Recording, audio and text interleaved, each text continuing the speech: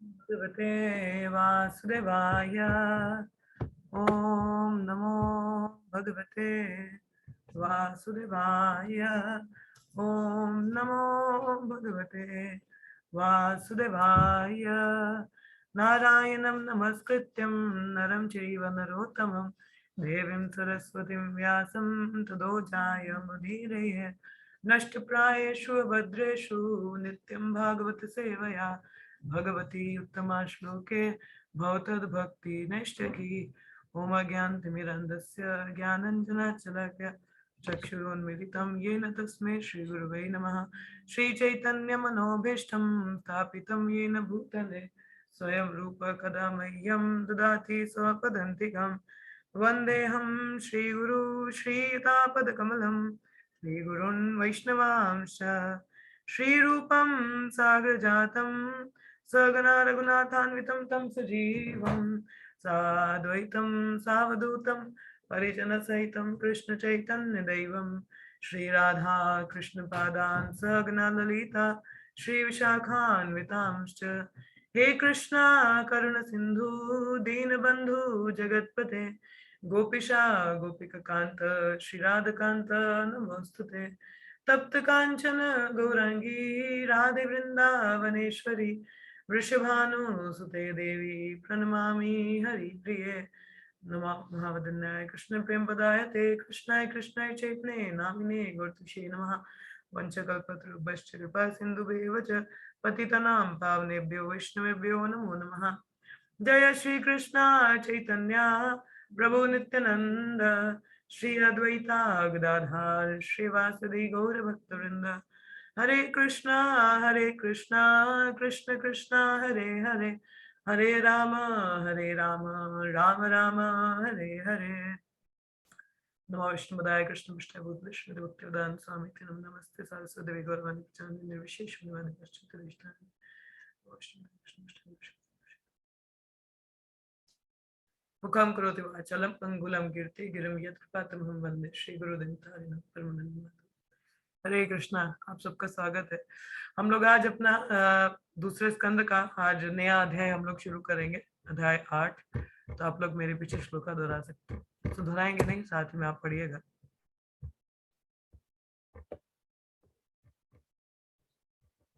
राज उवाच ब्रह्मणा चोदितो ब्रह्मा गुणाख्याने गुणस्य च यस्मे यस्मे यथा प्राह नारदो देवदर्शना। राज उवाच ब्राह्मणा चोदितो ब्रह्मान् गुणाख्याने गुणस्य च यस्मै यस्मै यथा प्रह नारदो देवदर्शना।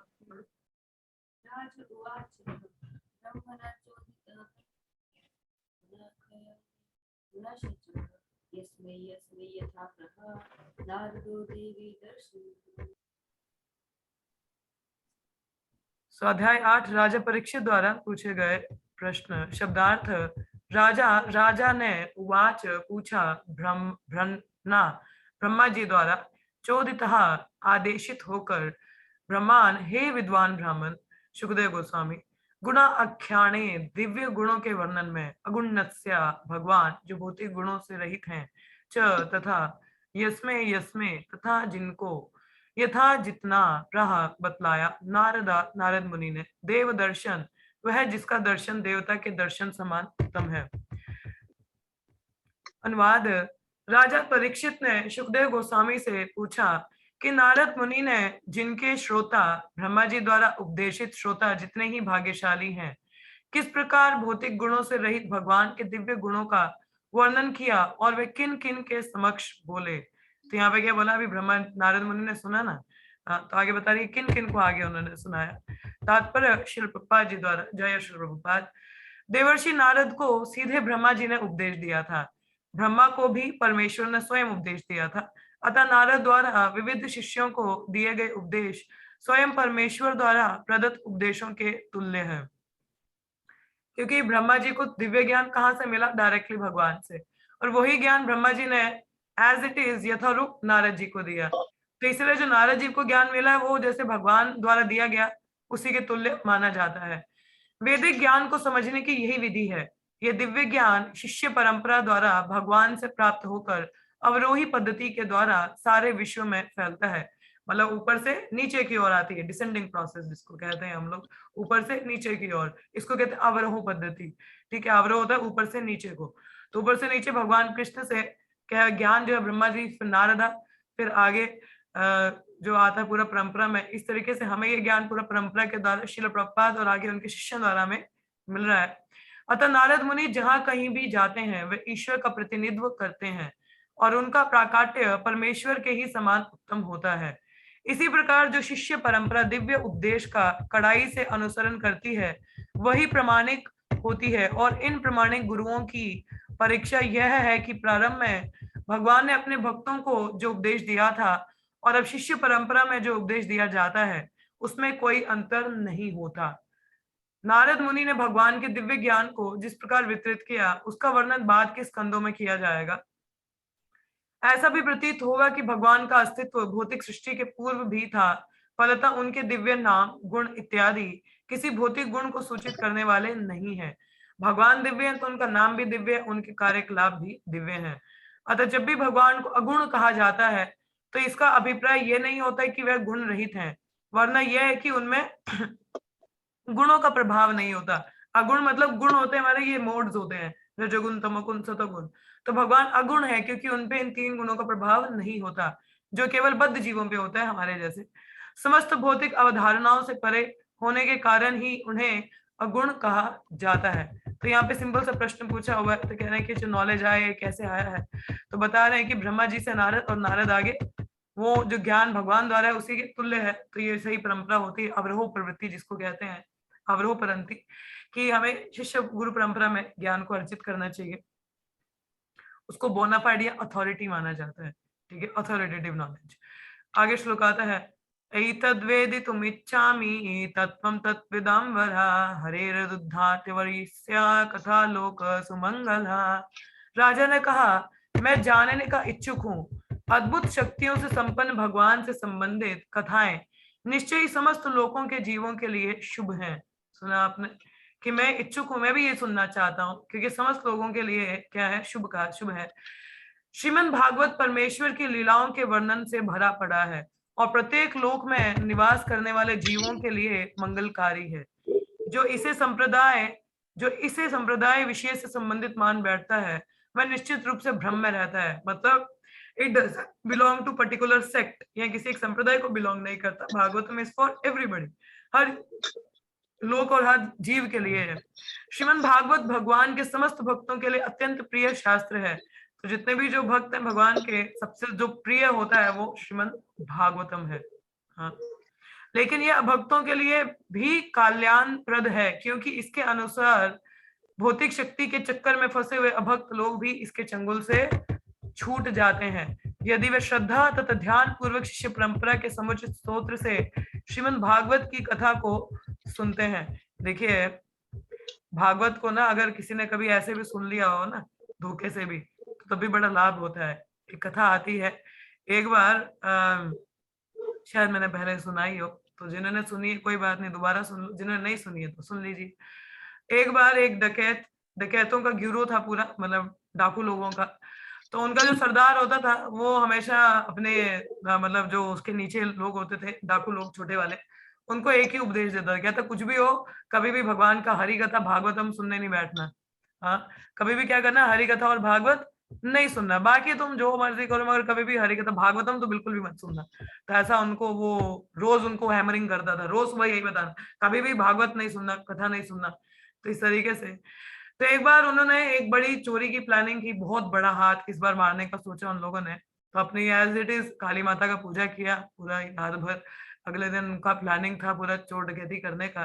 तो रात के समय चले जाते हैं, डकैती वगैरह पूरा करते हैं, बहुत लंबा हाथ, मतलब बहुत बड़ा हाथ मारते हैं, बहुत ज्यादा पैसा एकत्रित होता है।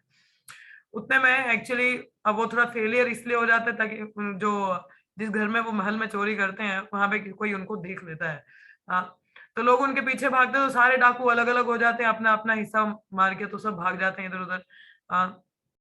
मगर उनके पीछे क्या होता है, ये जो कर्मचारी होते हैं पुलिस वाले, सबको खबर हो जाती है, सब उनको ढूंढ रहे होते हैं। तो अगले दिन दिन का समय होता है, तब भी उनको खोज रहे होते हैं पुलिस वाले, पूरा तैनात, पूरा स्ट्रिक्ट। हाँ, हर जगह कर्फ्यू लगा दिया उन्होंने, पूरा चौकसी बरती हुई है। ढूंढ रहे हैं डाकुओं को, क्योंकि बहुत बड़ा हाथ मारा था, कोई छोटा मोटा चोरी नहीं था। तो एक जो डाकू था वो छुप छुपाता कहीं भागवत सप्ताह चल रहा था वहीं बैठ गया। तो भागवत कथा चल रही थी, तो अब उसको या अचानक से उसने थोड़ा बहुत तो सुन लिया था, फिर याद आ रहे अरे अरे सरदार ने बोला था ये नहीं सुनना है। तो फटाफट कान बंद कर लिए, बोला नहीं नहीं नहीं सुनना ही नहीं है। तो थोड़ा बहुत तो वैसे सुन ही चुका था वो। अब हुआ क्या, ये जो डाकू था ये पकड़ा जाता है, किसी कारणवश बेचारा भाग नहीं पाता। तो इसको जो पुलिस कर्मचारी होते हैं वो देख लेते हैं, उसको पकड़ लेते हैं और राजा के महल लेके जाते हैं।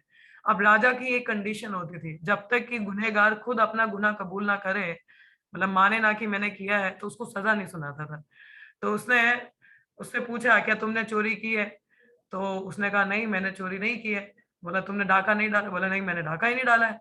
तो राजा ने बोला देखो इसने बोला नहीं है, मगर 3 दिन इसको कारागृह में रखा जाएगा, कि ये 3 दिन तक अगर मानता है तो ठीक है, नहीं मानता तो इसको छोड़ दिया जाएगा, या कुछ और सजा इसको कड़ी दी जाएगी कहीं और जाने के लिए, जब तक ये खुद मान ना ले। अब अगर वो मानता नहीं था तो जितने मंत्रीगण थे उनका, राजा ने तो छोड़ देता, मगर मंत्रीगणों को पोजीशन छोड़नी पड़ जाती, क्योंकि राजा को तो पता था कि ये डकैत है, और अगर ये खुद से बोला नहीं तो मंत्रियों को सजा भुगतनी पड़नी थी। तो होता क्या है, ये इसको घुसा दे। अब 3 दिन का ही समय होता है, मंत्रीगण परेशान हो जाता है, अगर इसने नहीं माना तो हमारी नौकरी चली जाएगी। हाँ, तो हमें तो हाथ धोना पड़ेगा, अगर ये मान जाता तो पूरा डकैत, पूरे डाकू लोग पकड़े जाएंगे, हमें पुरस्कार मिलेगा।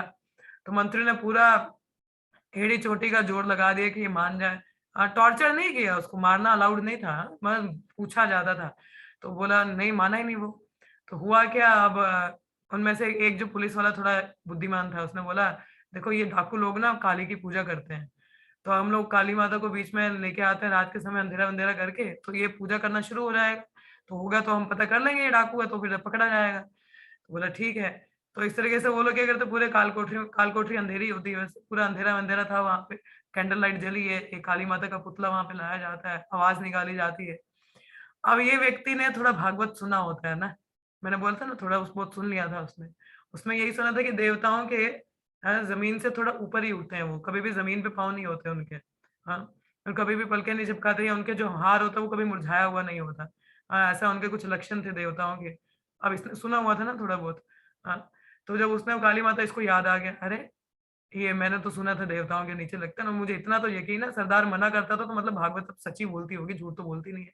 तो को यकीन था, श्रद्धा थी, सुना भी था। हाँ, ध्यानपूर्वक तो नहीं, पर जो भी सुना था सुना अच्छे से था, उसको श्रद्धा थी उस बात पे कि नहीं नहीं परफेक्ट ही है जो बोला है। हाँ, तो जब वो देखता है तो वो तो खाली वो पुतला ही होता है ना, या किसी व्यक्ति को बनाया होता, पाँव नीचे ही होते हैं, हार भी मुरझाया सा होता है, पलके झपक रही होती है। तो वो समझ जाता है कि ये तो मुझे थोड़ा ट्रिक कर रहे हैं ये लोग, कि मैं बन जाऊं ऐसा। तो ट्रिक्ड होता नहीं है वो। हाँ, तो ऐसे में क्या है, वो बच जाता है और उसको 3 दिन बाद उसको छोड़ना पड़ता है, क्योंकि वो मानता नहीं है ना। तो फिर उसको ये ज्ञात होता है कि भागवत श्रवण से, अगर इतना श्रवण थोड़ा सा मैंने 2 सेकंड का किया था, उससे अगर मेरी जान बच गई, तो अगर मैं निरंतर भागवत पढ़ूंगा तो मेरे जीवन को तो उद्धार हो जाएगा। तो उसके बाद वो डकैत एक्चुअली उसका परिवर्तन हो गया हृदय का, काफी बड़ा साधु बना आगे। तो कहने का तात्पर्य, भागवत श्रवण बहुत महत्वपूर्ण है। यदि हम थोड़ा सा भी सुन लेना, तो जिंदगी में पता नहीं कितना परिवर्तन आ जाए, या क्या हमको तरक्की मिल जाए, तो जीवन की उपलब्धि हो सकती है, किसी बड़े खतरे से हम बच सकते हैं। हाँ, तो इसलिए भागवत श्रवण निरंतर हम लोगों को करना चाहिए। तो जैसे यहाँ पे बताया जा रहा है, तो क्या आगे यहाँ पे वही चीज बताई गई थी, तो आगे सॉरी, तो वही था। तो इसीलिए हमें क्या है, श्रद्धा तथा ध्यान पूर्वक गुरु परंपरा, शिष्य परंपरा के समुचित स्तोत्र से श्रीमद् भागवत की कथा को सुनना चाहिए, रेगुलर नित्यम भागवत सेवया। तो क्योंकि भागवतम के जो उपदेश हैं, जो कथाएं हैं, वो हमारे जीवन को बचाने वाली हैं, तो उनको हमें सुनना चाहिए निरंतर। कोई अभक्त भी होगा उसके भी जीवन में परिवर्तन ये भागवतम लेके आता है। हाँ, आगे श्लोक है, कतस्य महाभाग यथाहमखिलात्मनि कृष्ण निवेश्य निसंग मनतस्य क्षे कलेवरम। हे परम भाग्यशाली सुखदेव गोस्वामी, आप मुझे कृपा करके श्रीमद् भागवत सुनाते रहें, जिससे मैं अपना मन परमात्मा भगवान श्री कृष्ण में स्थिर कर सकूं, और इस प्रकार भौतिक गुणों से सर्वथा मुक्त होकर अपना ये शरीर त्याग सकूं। क्या बोला कि मैं क्या है, आप मुझे निरंतर ये भागवत सुनाते रहिए, ताकि मैं इस भौतिक गुणों से सर्वथा मुक्त होकर अपना ये शरीर त्याग सकूं, निर्भय हो जाऊं। हाँ, तात्पर्य श्रीमद् भागवत में वर्णित दिव्य कथा के श्रवण, हरि बोल, श्रीमद् भागवत में वर्णित दिव्य कथा के श्रवण में पूर्ण रूप से तन्मय होने का अर्थ है परमात्मा श्री कृष्ण के साथ निरंतर साहचर्य। हाँ, भले देखिए, I said Bhagavatam that belong to Krishna, है ना, भागवत और भगवान में भिन्नता नहीं है। तो जो हम निरंतर भागवत पढ़ते हैं, कथा सुनते हैं, तो हम directly we are associating with Krishna, हम भगवान का सानिध्य ले रहे हैं, हाँ, उनका संग ले रहे हैं। आपको पसंद नहीं है भगवान का सानिध्य लेना? किसको नहीं पसंद है भगवान का सानिध्य लेना? हाँ, you like the company of Krishna or not? Say yes or no. Yes, yes. हाँ, like it? So Yes. read Bhagavatam every day. तो हर दिन भागवत सुनना है। हाँ, तो इसी से हमारा उद्धार होगा, और नहीं होगा तो फिर एक प्रार्थना पत्र याद कर लेना, ठीक है? बताया था कल आपको, याद है किसको प्रार्थना पत्र? किसने सुना था कल? है, सुनी थी कल क्लास किसी ने? शाम वाली? हाँ, प्रार्थना पत्र याद रखिएगा फिर। चले, तो क्या लिखा है? परम भगवान कृष्ण के साथ ऐसे निरंतर साहचर्य का अर्थ होता है भौतिक गुणों से मुक्त हो जाना। तो निरंतर हम भागवत श्रवण कर रहे हैं, तो मतलब गुणों का प्रभाव नहीं होता। हाँ, भगवान श्री कृष्ण सूर्य के समान और भौतिक कल्मश अंधकार के तुल्य है। कहा जाता है ना, कृष्ण सूर्य समान माया अंधकार, तो जहां कृष्ण वहां नहीं माया का अधिकार। तो जिस प्रकार सूर्य की उपस्थिति में अंधकार हट जाता है, उसी प्रकार भगवान श्री कृष्ण का निरंतर साहचर्य मनुष्य को भौतिक गुणों के कलमश से मुक्त करने वाला है। भौतिक गुणों का कलमश बार बार होने वाले जन्म तथा मृत्यु का कारण है, और भौतिक गुणों से मुक्ति गुणातीत होता है, अर्थात दिव्यत्व को प्राप्त करना, मतलब गुणों के अधीन ना रहना। तो मुक्ति के इस रहस्य को जान लेने के कारण महाराज परीक्षित को अब आत्म साक्षात्कार हो चुका था, क्योंकि श्री सुखदेव गोस्वामी ने राजा को कृपा पूर्वक बता दिया था कि जीवन की परम सिद्धि तो मृत्यु के समय नारायण के स्मरण में ही निहित है। अंत नारायण स्मृति, हाँ, अंत काल नारायण की स्मृति होनी चाहिए, वही जीवन का क्या है, हमारा परफेक्शन अटेन करेंगे हम। महाराज परीक्षित को 7 दिनों के पश्चात शरीर त्याग करना था, अतः उन्होंने श्रीमद् भागवत की कथा के माध्यम से भगवान का स्मरण करते रहने और इस प्रकार भगवान श्री कृष्ण परमात्मा के समक्ष पूर्णतः सचेष्ट रहकर शरीर त्यागने का निश्चय किया। जो लोग वृत्तिक रूप में श्रीमद् भागवत सुनते हैं, उनका सुनना महाराज परीक्षित के दिव्य श्रवण करने से भिन्न होता है। सुना, महाराज परीक्षित को परम सत्य रूप भगवान श्री कृष्ण का साक्षात्कार हो चुका था। सकाम भौतिकतावादी मुक्त आत्मा नहीं होता, वह श्रीमद् भागवत को सुनकर उसके द्वारा कोई भौतिक लाभ उठाना चाहता है। निसंदेह ऐसे श्रोता वृत्तिवाचक व्यक्ति से श्रीमद् भागवत सुनकर कुछ यथेष्ट भौतिक लाभ उठा सकते हैं, किंतु इसका अर्थ यह अर्थ नहीं है कि 1 सप्ताह तक श्रीमद् भागवत के प्रतिम श्रवण करने का दिखावा महाराज परीक्षित द्वारा श्रवण करने के समान लाभदायक है।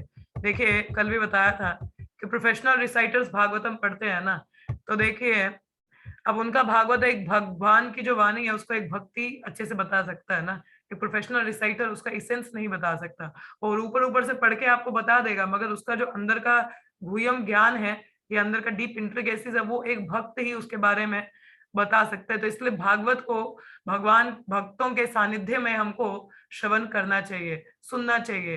तो जब हम सुनते हैं तो हृदय का परिवर्तन खुद में खुद दिखना शुरू होता है, और एक बहुत ही आनंद प्रदायी है।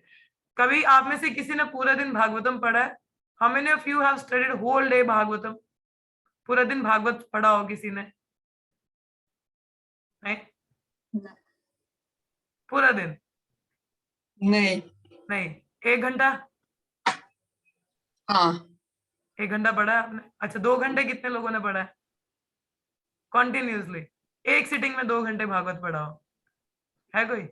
ना।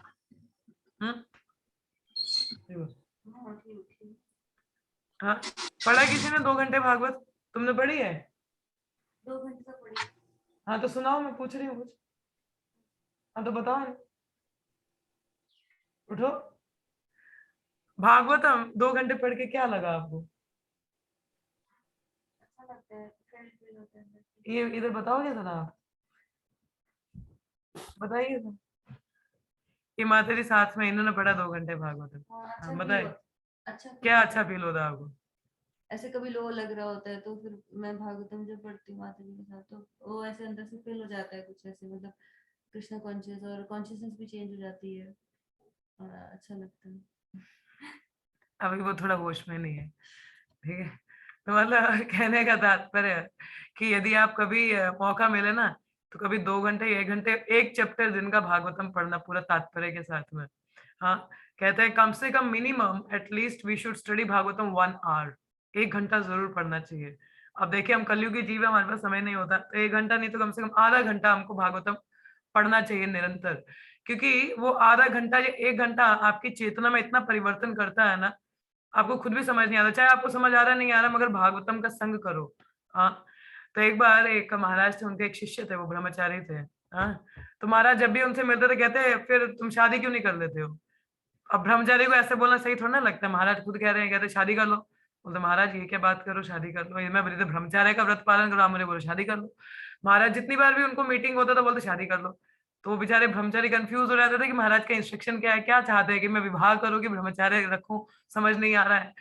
तो उन्होंने फिर एक बार, बहुत बार ऐसा हुआ, तो उन्होंने जाके तो महाराज को पूछ ही लिया, महाराज क्या चाहते, क्या आज्ञा है आपकी, मुझे समझ नहीं आया। आप बोल रहे विवाह कर लो, क्या तात्पर्य है इसका, विवाह कर लो। हमें एक इधर ब्रह्मचारी हूँ, इतने सालों से ब्रह्मचार्य का व्रत पालन कर रहा हूँ, प्रयास कर रहा हूँ कि अपना ब्रह्मचार्य पालन करता रहूं, और इधर आप मेरे को भड़का रहे हो, कह रहे शादी कर लो। तो ये किस तरह की आज्ञा है, मुझे समझ नहीं आया। महाराज ने बोला विवाह कर लो मतलब भागवतम के साथ विवाह कर लो। हाँ, कैसे, अब देखिए जब विवाह होता है तो नई लाड़ी होती है ना, नई लाड़ी मतलब बहू, है ना, नवी जो विवाहित होती है, उसको कहीं पे भी जाते हैं उसको नई क्या सजी सजी दुल्हन को साथ में लेके घूमते हैं ना, कहीं पे भी जा रहे हैं उसको साथ लेके जाते हैं। हाँ, तो कहते हैं इसी प्रकार से तुम भागवतम से विवाह करो। हाँ, ब्रह्मचारी भागवतम के साथ विवाह करेगा तो भागवतम को एक अच्छे से कपड़े में लपेट के साथ साथ लेके जाएगा, तो जैसे भी साथ लेके जाएगा जहाँ खोलेगा उसको पढ़ेगा। हाँ, तो इस प्रकार महाराज ये कहना चाहते थे कि भागवतम को साथ में रखना है। तो भागवत श्रवण या पढ़ना बहुत महत्वपूर्ण है। तो हम लोगों के पास में देखिए we don't have any association, अगर कोई संग नहीं है, कोई भक्त नहीं मिलता, तो भागवत का संग करो। हाँ, मेरा बहुत इच्छा होता था भागवत पढ़ने का, मगर ऑफिस दौरान समय ही नहीं मिल पाता था इतना कभी भी। कोरोना का टाइम मिला तो बहुत लाभ उठाया, कोरोना के समय पूरा भागवतम पढ़ने का मौका मिला, तो पूर्ण रूप से उसको समाप्त भी किया एक बार में। तो दिन का कोई 2-3 घंटे हम लोग भागवतम पढ़ते थे लॉकडाउन में, और इतना अच्छा अनुभव रहा।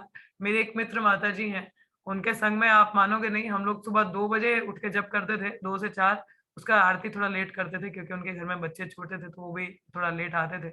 उसके बाद हम लोग भागवतम पढ़ना शुरू कर देते थे सुबह 4 बजे से ही।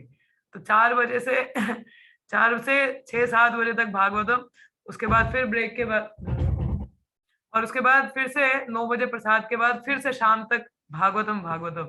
वो लगातार 4 दिन हम लोग, मतलब हम तो इधर 7 सप्ताह की बात की जा रही है ना, इधर रेगुलरली भी वी शुड हियर भागवतम, उसका श्रवण हमको करना चाहिए। आधा घंटा 1 घंटा निरंतर भागवत को सुनना चाहिए। अगर ना आपका रुचि ना हो तो किसी भक्त के संग में भागवतम को पढ़िए। हाँ, आपके हृदय का परिवर्तन आपको खुद दिखेगा, क्या चेतना में अंतर दिखता है। तो it's my mark my words, आप लोग खुद भी प्रयास करेंगे भागवत पढ़ने का, खुद नहीं आप किसी भक्त के संग में पढ़िए, चाहे आधा घंटा ही पढ़िए, मगर निरंतर पढ़ना चाहिए। हाँ, कहाँ लिखा है, मगर श्रद्धा पूर्वक। हाँ, वो डाकू का इतना श्रद्धा था, 2 से 2 मिनट का सुना हुआ, तो हम लोगों को भी श्रद्धा होनी चाहिए। ठीक है, विचारवान व्यक्ति का यह कर्तव्य है कि वह आत्म साक्षात्कार प्राप्त व्यक्ति से श्रीमद् भागवत सुने और वृत्तिक लोगों के द्वारा ठगा ना जाए। तो हमें प्रोफेशनल रिसाइटर्स के पास में जाके भागवत नहीं सुनना है। हाँ, दिन में चाहे थोड़ी देर ही सुनो, मगर एक बोनाफाइड सोर्स से सुनना चाहिए। तो मनुष्य को चाहिए कि वह जीवन के अंतिम समय तक इसी प्रकार श्रीमद् भागवत सुनता रहे, जिससे वास्तव में भगवान की दिव्य संगति प्राप्त हो सके और वह इस प्रकार मुक्त हो सके। यद्यपि महाराज परीक्षित ने अपना राज्य तथा परिवार, जो भौतिकतावाद के सर्व आकर्षक अंग हैं, पहले ही त्याग दिए थे, किंतु तो भी वे अपने भौतिक शरीर के प्रति सचेत थे। वे भगवान की निरंतर संगति द्वारा ऐसे बंधन से भी मुक्त होना चाह रहे थे। देखो हम लोग कितना भी कर लें, परीक्षित महाराज की तरह भागवत उनका 7 दिन तो श्रवण नहीं कर सकते। मतलब बोले वो तो बिना खाए पिए इतना ऑब्जर्व थे भागवतम में, लाइक बिना कुछ खाए पिए निरंतर केवल श्रवण, उनका फोकस सिर्फ श्रवण में था। हम लोग तो इधर 1 घंटे की क्लास में ध्यान से सुन नहीं सकते, इधर उधर मन भटकता है। अच्छा इसने क्या क्या दिया, उसने क्या कहा, अच्छा कौन क्या मांग रहा है, इधर हमारा व्यस्तता रहता है। हम 1 घंटा भी ध्यान से भागवतम नहीं सुन पाते, तो परीक्षित महाराज से कंपैरिजन तो बहुत दूर की बात होगी। हाँ, परीक्षित महाराज जैसा श्रवण यदि हम कर सकें तो हमारा उद्धार भी इसी जीवन में हो जाता है। हाँ, पर ना भी हो, पर तो प्रयास करना चाहिए कि हम भागवत निरंतर पढ़ते रहें और उसको सुनते रहें और उसका श्रवण करें हम लोग निरंतर, और उस पे चर्चा करें, क्योंकि सभी ग्रंथों में जो राजा ग्रंथ है वो श्रीमद् भागवतम आता है। ठीक है, भगवत गीता तो हम संध्या काल में पढ़ते ही हैं, मगर भागवतम तो कभी नहीं छोड़ना चाहिए, निरंतर every day one should study Bhagavatam. जैसे आगे बताया है, शृण्वतः श्रद्धया नित्यं गृणतस्य सचेष्टितं कालेन नितिदीर्घेण भगवान विषेता हृदय। क्या कहा जा रहा है? जो लोग नियमित रूप से श्रीमद् भागवतम सुनते हैं और इसे अत्यंत गंभीरता पूर्वक ग्रहण करते हैं, उनके हृदय में अल्प समय में ही भगवान श्री कृष्ण प्रकट हो जाते हैं। इसका अर्थ पता है क्या है? इसका अर्थ ये है कि देखिए, परमात्मा हर किसी के हृदय में है ना, परमात्मा सुपर सोल हर किसी के हृदय में, मेरे हृदय में, आप सभी के हृदय में, हर जीवात्मा के हृदय में। हाँ, परंतु उनकी वाणी कौन सुन पाता है, उनकी इंस्ट्रक्शंस कौन सुन पाता है? इट सेज, जैसे एक माचिस की तीली है, ठीक है, अग्नि उसमें है ना, मगर वो मैनिफेस्ट कब होती है? जब उसको स्ट्राइक किया जाता है, मतलब उसको हम ऐसे झिलाते हैं तो क्या होता है, वो अग्नि उसमें मैनिफेस्ट हो जाती है। सिमिलरली परमात्मा हमारे हृदय में है, मगर मैनिफेस्ट कब होते हैं? जब हम भागवतम का नित्य श्रवण करते हैं। हाँ, जब नित्य भागवत श्रवण करते हैं तो भगवान मैनिफेस्ट होते हैं और फिर हमें हृदय से उनकी वाणी या गाइडलाइंस हम लोग सब समझ पाते हैं। ठीक है, सस्ते भक्त या भौतिकतावादी में ग्रस्त भक्त आवश्यक योग्यताएं ना होते हुए भी भगवान को साक्षात देखने के लिए बहुत ललायित रहते हैं। अब भौतिकवादी बोले हमें दिखाइए भगवान कहाँ है, हाँ, हमेशा ऐसा बोलेंगे। तो ऐसे निम्न कोटि के भक्तों को यह अच्छी तरह जान लेना चाहिए कि भौतिक आसक्ति तथा साक्षात भगवान का दर्शन एक साथ नहीं रह सकता। आपको बताया था ना, भगवान बहुत शुद्ध हैं, दिव्य हैं, उनके लिए हमारे पास भी दिव्य चक्षु होने चाहिए उनको देखने के लिए। So we require purity in the mind, and purity in the mind through purity in action through regulative principles. तो तब हम भगवान को समझ पाएंगे या देख पाते हैं, ऐसे ही नहीं। हाँ, तो ये ऐसी यांत्रिक प्रक्रिया नहीं है कि पेशेवर भागवत वाचक निम्न कोटि के भौतिकतावादी संघ भक्तों के लिए ये कार्य कर सके। तो ये कोई प्रक्रिया तो नहीं कि भागवतम अच्छा हमने सुने, हाँ, आप तो हम भगवान को देख लेंगे, नहीं, ऐसा नहीं है। शुद्धिकरण चाहिए। तो ये पेशेवर लोग ऐसा करने में कुछ काम के नहीं है, क्योंकि ना तो उन्हें आत्म साक्षात्कार हुआ रहता है और ना ही श्रोताओं की मुक्ति में उनकी कोई अभिरुचि होती है। वह तो केवल अपनी गृहस्थी बनाए रखकर अपने पेशे से कुछ भौतिक लाभ उठाने में रुचि रखते हैं। तो भागवतम क्यों सुनाते हैं? उनकी जीविका का साधन है ना। हाँ, तो उनको पैसे मिलते हैं तो भागवतम सुना रहे हैं, उनका घर चलता है उससे, बाकी कोई लेना देना नहीं है कि इससे किसी को लाभ हो। ये इस महान भागवत पुराण का क्या अर्थ होता है? हमारे आचार्यगणों में भागवतम सबको बहुत प्रिय है, भक्तों का खासकर भागवतम बहुत प्रिय होता है। तो महाराज परीक्षित को केवल 7 दिन जीवित रहना था, किंतु दूसरों के हित में वह स्वतः बताते हैं कि लोग श्रीमद् भागवत को नित्य अपने प्रयास से तथा भक्ति पूर्वक गंभीरता से सुने। इससे हृदय के भीतर श्री कृष्ण का शीघ्र दर्शन करने में उन्हें सहायता मिलेगी। तो यदि हम भगवान भागवतम नित्य सुने, प्रयास करें भक्ति पूर्व से उसको समझने का सुनने का, तो हमारे हृदय के भीतर भी भगवान शीघ्र ही दर्शन देंगे और हम अब इस भवसागर से निकलने में हमें मदद होती है। किंतु चंग भक्त अपनी सनक के अनुसार भगवान का दर्शन करने का बहुत इच्छुक रहता है कि हम अपने हिसाब से, पर श्रीमद् भागवतम को नियमित रूप से सुनने के लिए ना तो कोई गंभीर प्रयास करता है और ना ही भौतिक लाभ की इच्छा से विरक्त हो पाता है। यह महाराज परीक्षित जैसे अधिकारी द्वारा संस्तुत विधि नहीं है जिन्होंने श्रीमद् भागवत सुनकर उससे लाभ उठाया। तो ये जो पेशेवर लोग हैं, ये परीक्षित महाराज और सुखदेव गोस्वामी जैसा एक्सचेंज नहीं है इनके बीच में ज्ञान का, ये सिर्फ पैसों के लिए लेना देना हो रहा है, उसका कोई भी लाभ नहीं रहता। भागवत सुनना है तो पर्सन भागवत, एक व्यक्ति भागवत जो भागवतम को जीता है, उससे हमको भागवतम श्रवण करना चाहिए। प्रविष्टा कर्ण रंध्रेण स्वान भाव सरोरुहम घुनोति शमला कृष्ण सलीलस्य यथा शरथ। क्या कह रहे हैं? परमात्मा रूप भगवान श्री कृष्ण का शब्द अवतार अर्थात श्रीमद् भागवत स्वरूप सिद्ध भक्त के हृदय में प्रवेश करता है, उसके भवात्मक संबंधी रूपी कमल पुष्प पर आसीन हो जाता है और इस प्रकार काम, क्रोध तथा लोभ जैसी भौतिक संगति की धूल को धो डालता है। तो भागवतम श्रवण करते तो हमारे हृदय में ये जो काम, क्रोध, लोभ है, इसको वो निकाल देता है, सफाई हो जाता है। इस प्रकार ये गंधले जल के तालाबों में शरद ऋतु की वर्षा के समान कार्य करता है।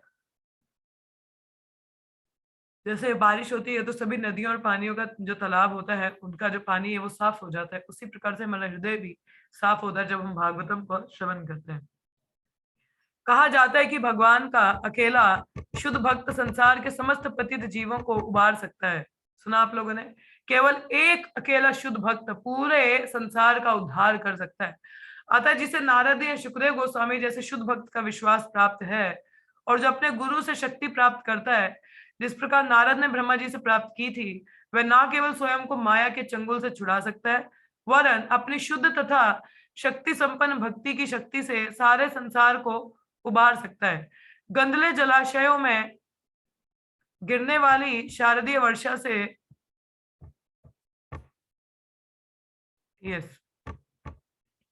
न केवल स्वयं को माया के चंगुल से छुड़ा सकता है, वरन अपनी शुद्ध तथा शक्ति में संपन्न भक्ति की शक्ति से सारे संसार को उबार सकता है। हमारे श्रील प्रभुपाद इसी का ही उदाहरण है। हाँ, खुद तो वो मुक्त जीव थे ही, और हम में कितने लोगों का उन्होंने पूरे विश्व भर में उद्धार किया है।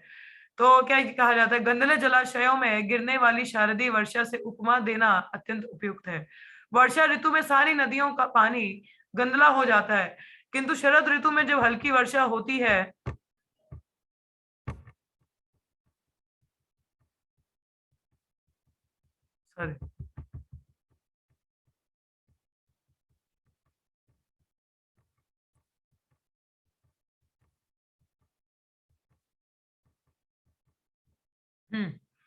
स्वच्छ तो क्या कहते हैं, अल्प मात्रा से शहरी जलागर, जब शरद ऋतु की जो वर्षा होती है तो हल्की होती है, तो संसार भर में नदियों का जल स्वच्छ हो जाता है। किसी रसायन की अल्प मात्रा से शहरी जलागार की तरह किसी छोटे जलाशय का जल स्वच्छ किया जा सकता है, किंतु ऐसे अल्प प्रयास से नदियां जैसे जलाशयों को जल स्वच्छ नहीं किया जा सकता। किंतु भगवान का शक्ति संपन्न शुद्ध भक्त न केवल अपने आप को उबार सकता है, वरन अपनी संगति से दूसरे अनेकों को उबारता है। दूसरे शब्दों में देखिए, भक्त ना अपना ही नहीं बल्कि जो उनके संपर्क में आता है उनका भी उद्धार कर देता है। दूसरे शब्दों में अन्य विधियों से यथा ज्ञान मार्ग या योगासन द्वारा अपना ही कलुषित हृदय स्वच्छ किया जा सकता है। हाँ, किंतु भगवान की भक्तिमय सेवा इतनी शक्तिशाली होती है कि वे शुद्ध शक्ति संपन्न भक्त की भक्ति से संपन्न लोगों के हृदयों को स्वच्छ कर सकती है। ठीक है, बाकी प्रोसेस में भी आप खुद का हित कर लें, मगर लोगों का नहीं हो पाता, तो यहाँ पे लोगों का भी हृदय शुद्ध हो जाता है। नारद, शुकदेव गोस्वामी, भगवान चैतन्य, क्षण गोस्वामियों तथा उनके बाद श्रील भक्ति विनोद ठाकुर तथा श्रीमद भक्ति सिद्धांत सूर्य ठाकुर इत्यादि जैसे भगवान के वास्तविक प्रतिनिधि अपनी शक्ति संपन्न भक्ति के द्वारा सभी लोगों का उद्धार कर सकते हैं। श्रीमद भागवत को सुनने के सदप्रयासों द्वारा मनुष्य को भगवान के साथ दास, सखा, वात्सल्य अथवा माधुर्य प्रेम के दिव्य भाव में अपने स्वाभाविक संबंध का बोध हो जाता है, और इस प्रकार के आत्म साक्षात्कार से वह तुरंत भगवान की दिव्य प्रेम भक्ति का भागी बन जाता है। नारद जैसे समस्त शुद्ध भक्त न केवल स्वरूप सिद्ध आत्मा थे, वरन वह स्वयं स्फूर्त आध्यात्मिक प्रेरणा से उपदेश देने के कार्य में लगे रहते थे, और इस तरह से माया के गुणों में फंसे अनेक हीन जीवों का उद्धार करते थे। तो नारद मुनि हर जगह विचरण करते थे, और जहां जाते थे वहीं जीवों का उद्धार करते रहते थे। स्वयं भागवत पर्सन है ना, तो इतने शक्ति संपन्न इसलिए हो सके क्योंकि वे नियमित रूप से भागवत के सिद्धांतों का श्रवण एवं पूजन करते हैं। तो यदि हमें भी अपनी भक्ति में स्ट्रांग होना है तो हमें भी नित्य भागवत को श्रवण कीर्तन इसका करना चाहिए। हृदय में संचित हो चूंकि भौतिक वासनाएं भगवान के अपने प्रयासों से ऐसे कार्य द्वारा सच हो जाती हैं, खुद के तो नहीं मगर भगवान की कृपा हो तो निकल सकते हैं। भगवान जीवों के हृदय में सदैव विद्यमान रहते हैं, किंतु वे जीव की भक्तिमय सेवा से प्रकट होते हैं। ज्ञान के अनुशीलन या योग द्वारा हृदय की शुद्धि किसी एक व्यक्ति के लिए कुछ काल के लिए उपयुक्त सिद्ध हो सकती है, किंतु यह स्थिर जल की अल्प मात्रा को रासायनिक विधियों से स्वच्छ करने के समान है। इस प्रकार से शुद्ध किया जल मेल के कुछ काल तक तलछट बैठ जाने के कारण स्वच्छ रह सकता है, किंतु तनिक भी हिलाने पर पुनः गंदला हो जाता है। देखिए पानी जो होता है छोटा वॉल्यूम है, उसको सफाई की जा सकती है, साफ हो भी जाएगा, जो मैल है वो नीचे बैठ जाती है। पर जैसे ही उसमें थोड़ा सा भी इधर उधर हिलाया जाता है तो पानी फिर से गंदा हो जाता है। कहने का तात्पर्य यह है कि भगवान का भक्तिमय सेवा ही हृदय को सदा के लिए स्वच्छ बनाने की एकमात्र विधि है। अन्य विधियां भले ही कुछ समय के लिए ऊपर ऊपर से श्रेष्ठ हों, किंतु मन के विचलित होने से पुनः गंदले होने के आकांक्षा रहती है। माया के चंगुल से छूटने के लिए सर्वोत्तम विधि यही है कि भगवत भक्ति के साथ ही नियमित रूप से श्रीमद् भागवत का हमेशा ध्यान पूर्वक श्रवण किया जाए। हाँ, तो अगर हमें यहाँ भौतिक जगह से निकलना है, कर्मों से निकलना है, तो एक ही तरीका है, वो है श्रीमद् भागवतम। तो ध्यान पूर्वक सुनना और पढ़ना। एक और श्लोक पढ़ लेते हैं। भूतात्मा पुरुष कृष्ण पदमूल नामुंचित मुक्त सर्व परिकलेश पांथ स्वशरणम यथा। भगवान का शुद्ध भक्त जिसका हृदय एक बार भक्तिमय सेवा के द्वारा सच हो चुका होता है, वह भगवान श्री कृष्ण के चरण कमलों का कभी भी परित्याग नहीं करता, क्योंकि उसे भगवान वैसे ही परम तुष्टि देते हैं जैसे कि कष्टकारी यात्रा के पश्चात पथिक को अपने घर में प्राप्त होता है। देखो जब हम थक जाते हैं, एक यात्रा करके आते हैं, कहीं भी सो जाए आनंद नहीं आता, मगर अपने घर में आधे घंटे का चैन भी बहुत ही आनंद लाता है। उसी प्रकार से भक्ति कभी कभी मुश्किल लगती है, परंतु जब हम वापस भगवान के धाम पहुंचते हैं ना, उनके चरण कमलों के, तो वो जो आनंद है वो ये सारी जो कठिनाइयां हैं इनको भुला देता है। जो परमेश्वर श्री कृष्ण का शुद्ध भक्त नहीं है, उसका हृदय पूर्णतः स्वच्छ नहीं होता, किंतु पूर्णतः शुद्ध हृदय वाला व्यक्ति भगवान की भक्ति कभी नहीं छोड़ता। ब्रह्मा जी ने नारद को, देखिए कौन नहीं छोड़ेगा, जिसका हृदय शुद्ध है। और कौन भक्ति आसानी से छोड़ देता है? जो न्यूफाइड डिवोटीज है। हाँ, किंतु पूर्णतः लिखा है, ब्रह्मा जी ने नारद को श्रीमद् भागवत का उपदेश देते समय जैसा कि आदेश दिया था, उस प्रकार की भक्ति में सेवा का पालन करने के लिए उपदेश करने के लिए आदेश दिया था। उस प्रकार की भक्तिमय सेवा का पालन करने में कभी कभी उपदेश कार्य में लगे हुए भगवान के प्रतिनिधि को अनेक तथाकथित कठिनाइयों का सामना करना पड़ता है। जगाई तथा मधाई नामक दो पतितों का उद्धार करते समय भगवान नित्यानंद के साथ ऐसा ही हुआ। इसी प्रकार अविश्वासियों द्वारा ईसा मसीह को क्रूस पर चढ़ा दिया गया था, किंतु उपदेशक भक्त ऐसे कष्टों को, जो ऊपर से बहुत घोर दिखते हैं, संघर्ष सहन कर लेते हैं, क्योंकि ऐसे कार्यों से भगवान प्रसन्न हो जाते हैं, अतः भक्तों को दिव्य आनंद प्राप्त होता है। यद्यपि प्रहलाद महाराज को घोर यातनाएं सहनी पड़ी, तो भी उन्होंने भगवान के चरण कमलों को कभी विस्मृति नहीं की। उनसे बड़ी डिजास्टर सिचुएशन किसकी हो सकती? 5 साल का वर्ष का बच्चा, इतना कठिनाइयां, हमें तो अभी तक कुछ हुआ नहीं, इतना मुश्किल तो नहीं हुआ, मगर उसका अटूट क्या है? विश्वास देखो विष्णु पर। इसका एकमात्र यह है कि भगवान के शुद्ध भक्त का हृदय इतना पवित्र होता है कि वे किसी भी स्थिति में भगवान कृष्ण की शरण का परित्याग नहीं कर सकता। ऐसी सेवा में कोई खुद का स्वार्थ नहीं रहता। ज्ञानियों को ज्ञान का अनुशीलन अथवा योगियों के शरीर आसन का अंततः परित्याग करना होता है, किंतु भक्त भगवान की भक्ति नहीं छोड़ सकता, क्योंकि उसे इसका आदेश प्राप्त नहीं है। नारद है नित्यानंद प्रभु जैसे शुद्ध भक्त गुरु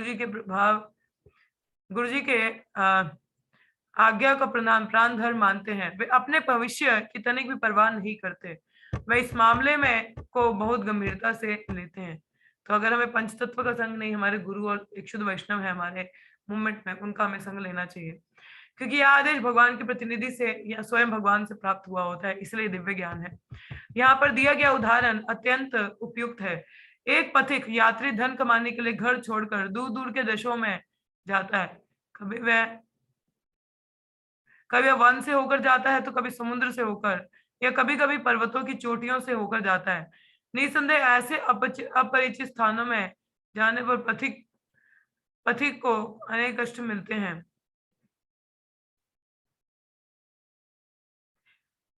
निसंदेह ऐसे अपचारित स्थानों में जाने पर पथिकों को अनेक कष्ट मिलते हैं, किंतु ये सारे कष्ट उस क्षण कम हो जाते हैं जब वह अपने परिवार के स्नेह का स्मरण करता है, और फिर जब वह घर लौट आता है तो मार्ग के सारे कष्टों को भूल जाता है।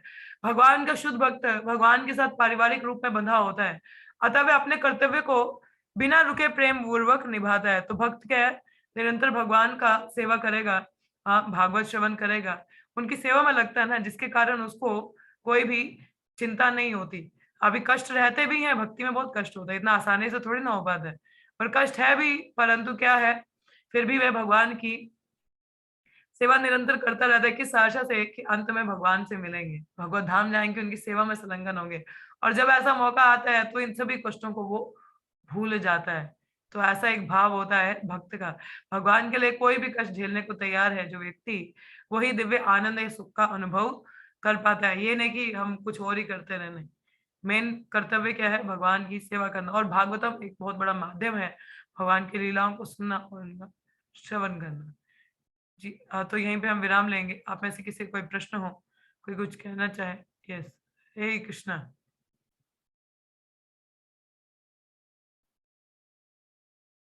किसी को कुछ कहना है? एनी क्वेश्चंस और comments? No. The only thing is read Bhagavatam every day. हर दिन भागवतम पढ़ने का प्रयास करें, 1 घंटा नहीं, कम से कम आधा घंटा जरूर पढ़े और नित्य भागवतम का श्रवण करें। उसी से हमारे जीवन का उद्धार होगा, नहीं तो मुश्किल है ना। चलिए, कुछ नहीं है तो फिर हम यहीं पे विराम लेंगे। तो लेट्स चैंट थ्री टाइम्स हरे कृष्ण हरे कृष्णा कृष्ण कृष्ण हरे हरे, हरे राम राम राम हरे हरे, हरे कृष्णा कृष्ण कृष्ण हरे हरे, हरे राम राम राम हरे कृष्णा कृष्ण कृष्ण हरे हरे, हरे राम राम राम हरे हरे। ग्रंथराज श्रीमद् भागवतम की जय, श्रील प्रभुपाद की जय, सभी भक्तों की जय। धन्यवाद, दोपहर को मिलेंगे। हरे कृष्णा हरे कृष्ण।